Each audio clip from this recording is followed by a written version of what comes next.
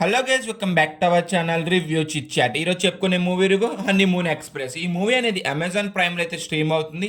ఈ మూవీ చూసాక నాకేమనిపించింది అనేది ఇన్-డెప్త్ రివ్యూలో డిస్కస్ చేద్దాం. కానీ మన ఛానల్ కొత్తగా వస్తే మాత్రం ఒక 3-4 వీడియోస్ చూడండి. కంటెంట్ వర్త్ అనిపించింది అంటే సబ్స్క్రైబ్ చేసి అలా లైక్ చేసి పక్కన బెల్ ఐకాన్ యాక్టివేట్ చేసుకుని అలాగే comment section, description, Instagram link కూడా ఉంటుంది.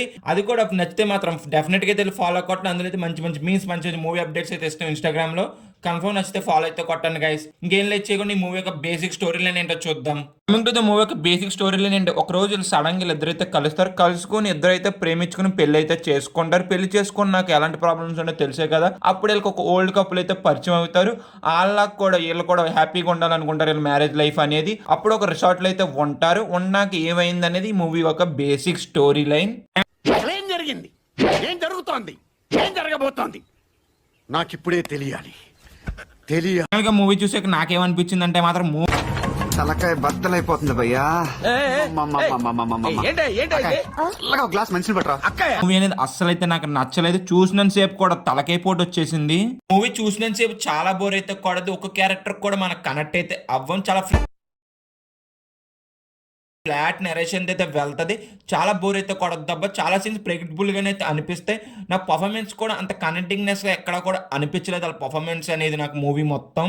మూవీ చూసినంత సేపు కూడా చాలా చిరాకైతే పడుద్ది. కాసేపు మల్టీవర్స్ అని, టైం ట్రావెల్ అని ఏయో చెప్తారు కానీ ఆ సీన్స్ అసలు ఇంట్రెస్ట్ అయితే ఉండవు. మనకి లిటరల్ చుక్కలు అయితే కనిపిస్తాయి మూవీ చూసినంత సేపు కూడాను.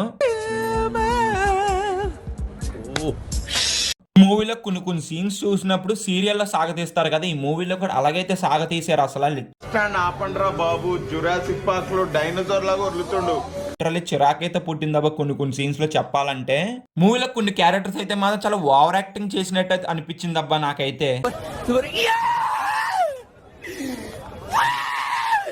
ఇది గైస్ మూవీ చూసాక నాకైతే ఇలా అనిపించింది. సపోజ్ ఈ మూవీ మీరు చూసుంటే మీకు ఏమనిపించింది డెఫినెట్ గా కింద అయితే కామెంట్ చేయండి. ఇంకా ఓవరాల్ గా మేము ఇచ్చే రేటింగ్ ఎంత అంటే మాత్రం 1/5 టు ద పర్ఫార్మెన్సెస్. ఎవరైతే సరిగ్గా అయితే చేయాలా. ఇంకా సినిమా ప్రొడక్షన్ వాల్యూస్ అయితే వెరీ బ్యాడ్. మ్యూజిక్ అంటారా అంతేం అనిపించలేదు నాకైతే.